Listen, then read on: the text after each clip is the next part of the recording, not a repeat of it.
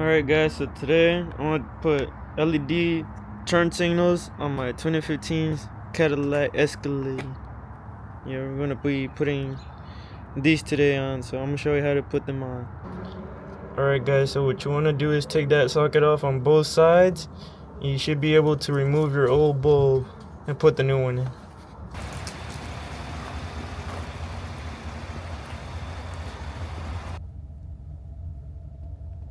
Alright guys, so I got the LED bulbs in. So what you want to make sure that you don't have hyper flash. If you do, just switch the bulb the other way around and make sure you don't got no problem with that. So let's check it out. We got the left turn signal working good. Right turn signal working good.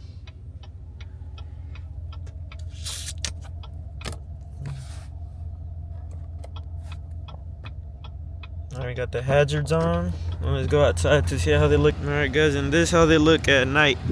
Super bright. Super bright.